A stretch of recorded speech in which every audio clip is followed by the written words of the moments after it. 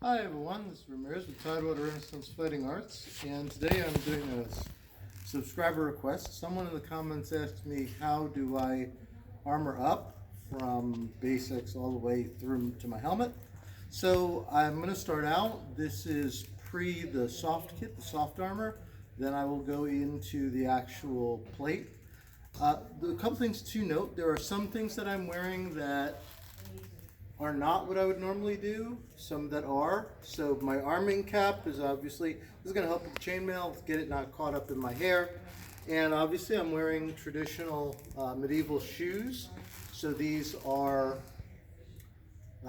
they're turn shoes, so they don't have a grippy sole. And that's part, a lot of times with historical events, they want you wearing period shoes. As far as the t-shirt, well, there's an old club shirt. I'm wearing it just as another layer to protect from sweat. I have my gambeson over here, and that will also be used. Normally there'd be a linen shirt. I have one, but I'd rather during a practice not to mess that up, so I'm just wearing that. Same thing with my pants. These are Rus style pants. They are serving the part of braise and hose. I do have a set of braise. Once again, they're linen. They're expensive, so at a regular practice, I just use this.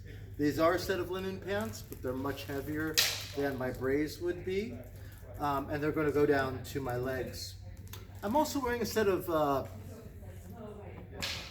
knee pads. This is not historical, so they are hidden. I'm an older man, so I want to protect my knees a little more than the padded equipment will cover, so I do have those, and I have a groin protector. Obviously, not a historical thing, but in practice, there's some shots we just don't want to take the risk of taking. So, the first piece of kit I'm going to put on is my seatbelt, or my Leander, and what that does is this will hold both my chausses, which are the padding, and they will hold my steel legs when I get to that point. Now, you'll notice that unlike a belt, I'm not going to put it down here at my hips. This is going to be raised up, probably just covering my lower ribs. And part of the reason for that is that while I am doing this, and we do have another student coming in, so I don't know if they'll stop me, but I'm kind of putting on this seatbelt, and the idea is that this kind of like a girdle, it's holding everything in, and as I said, it will also hold the legs. A little problem here with this buckle. Aha, this buckle's open. That's interesting. Okay, so we may have a technical problem, but I'm going to try to fix that as best I can. We'll see how this works. Yeah, it's going to cut right through. All right, so I may need to come back in a moment, so I'm going to need to turn this. Okay, so just keep going. I'm missing a piece on that buckle. So that shouldn't be fully problematic, but I won't be buckling that piece if you're kind of curious. My partner, who's currently the camera person, has informed me that that's sitting at home, that they found it, but they did not tell me that it was there. So I'm going to use 2 straps out of the 3, still holding pretty tightly, which is what I need. And then I'm going to go into my padded chausses. So my padded chausses basically have a little point here for my greaves, and they have 2 little holes that I'm going to use the ties to actually attach to this belt. So, and I'll do one and then I'll do the other one off camera. But basically I'm pulling that through, making sure that fits there. Then I'm taking my ties, and I'll just put one through one end and one through the other,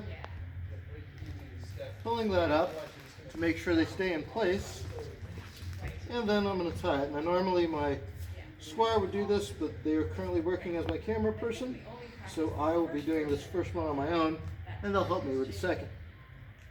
Alright, so we're going to just pause for a moment, and we will get back with both of these on. Alright, so I fixed kind of that last buckle on there by putting a little knot in it. I now have my padded trusses on. So this is the padding that protects when strikes come with the steel. They're going to give me a little extra padding in there. It does give you kind of a baggy look with the pants. Very common with braise, which is kind of the same thing. Braise will kind of look like shorts, but they'll really puff out once you put your padded chausses on. we're going to do the first part of my gambeson, because I have a two-part gambeson. So I have this which covers my arms and upper chest. Then I have another one that's going to act like a jacket around the whole body. Because the way I do my kit, I actually put the chainmail on after I put this on, then I put the last coat on, and then we were starting to put our plates on. So I'm going to pull this through. I'm going to pull it over my head like a t-shirt. Make sure it's set correctly. So you'll notice this kind of more or less stops where my belt begins.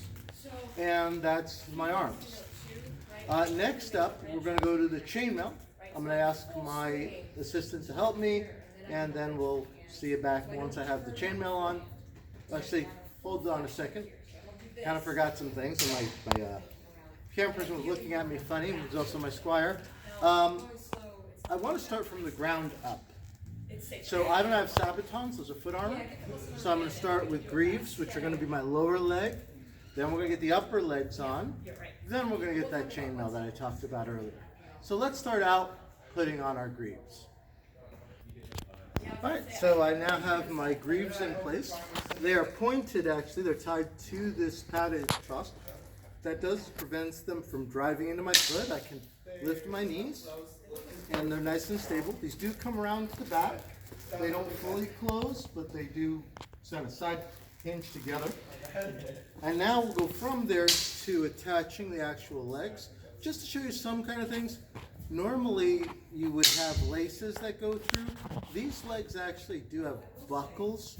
So you'll notice that I do have these little half belts on my belts.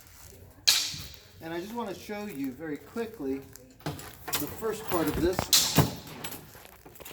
So I have the side of the leg piece. This has various straps that are going to connect. But to put it on, I'm going to put it over my leg. I'm going to find the first kind of belt buckle. You'll notice this has, in my case, this has buckles. Some have little holes in them that we would lace, but this one does not. I'm then going to put my second buckle through that strap. And you'll see that that kind of holds my leg in place. And then we'll go and do the little buckles on the side, and we'll do the second leg. And then we'll be complete with our legs. So I'll see you once we get that other leg on. Okay, so now I have my legs on. I can look at my legs, I can move around, I can walk. The important reason that the greaves are attached to the chausses is otherwise they would cut into my shoes and I would not be very happy. So fortunately they are pointed, and so I can, as I said, lift and not have to worry about my ankles getting broken or anything like that. So we will move on to the chainmail. Okay, so I have my chainmail on. This is going to weigh me very heavily down. It's a fairly full hopper. So in order to better distribute that weight, I'm going to wear the second of two belts. Remember, I have a belt under here, I have this belt, and I have one more belt to go.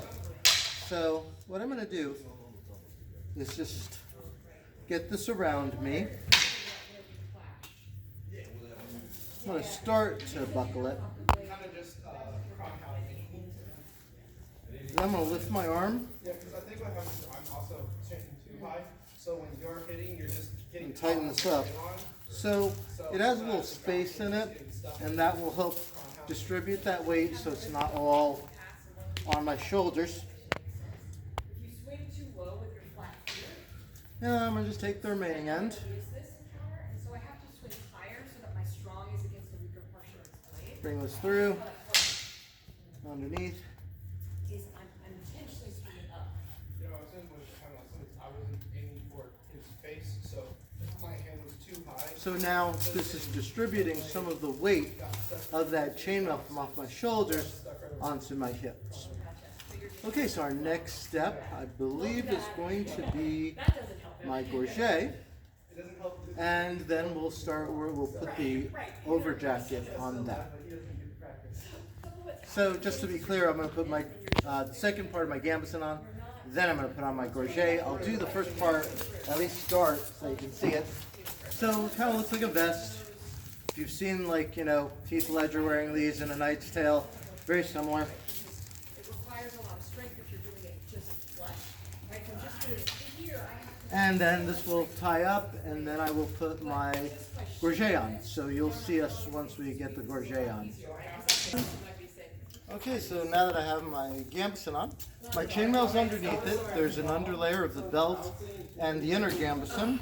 You see I have my chainmail going on, and I have my gorget. Now I'm ready to get my brigandine on, and then we'll go with the arm protection, and then finally my helmet. Okay, so now I have my brigandine on. It's fairly close to my body, which is what I want. The plates here, I can't even feel my body because it's kind of pressed out a little bit. And now what I need to do is get my arm harness and then my pauldrons. We're going to do both of those. So before we do them, I want to point out that if you look here, there should be a leather tab on my chainmail. And we're going to tie the arms to that. That will be how they're pointed. On the shoulder, up by my brigandine, you'll see there are 2 points. And that's where we're going to connect my pauldrons. So we'll see you when my arms are done. So I just wanted to stop so you could see the one arm versus the other. You can see that I have 2 buckles down here. I have another buckle here. You can't see the tie to the chainmail, which is covered by the pauldron. You'll see here the terms pauldron, spalder.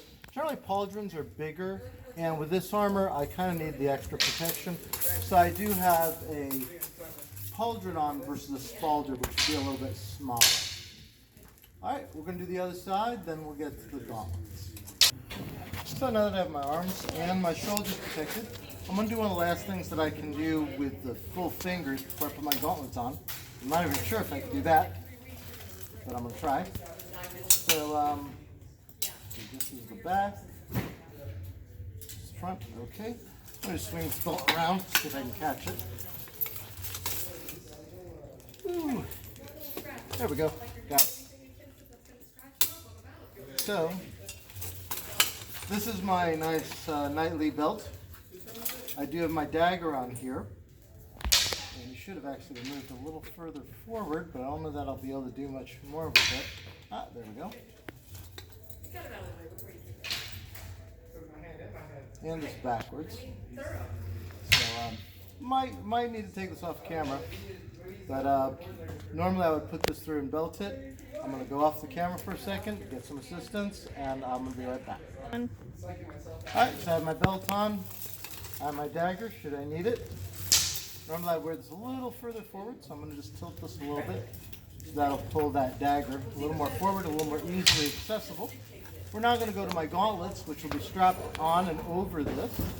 A little bit of a challenge, but it'll be that. Then I'll be putting on my helmet. Okay, so I have almost everything on. I have my gauntlets on now. Last thing will be my helmet. I won't be talking to you after this. I'll just show you what it looks like. And yeah, that'll be it. And this is how I armor up. Normally it would take me a lot less time than it's taking me right now, but you're not seeing little pauses. It takes about 15-20 minutes to do this if we're just armoring up. Probably taking me a good deal longer. And what I'm going to do is put that helmet on, and I will see you in the next part. Okay, so here I am. You probably can't hear me through this, but if you can, we're Catawba Renaissance Fighting Arts. We're based out of Norfolk, Virginia, and I will see you in the next video.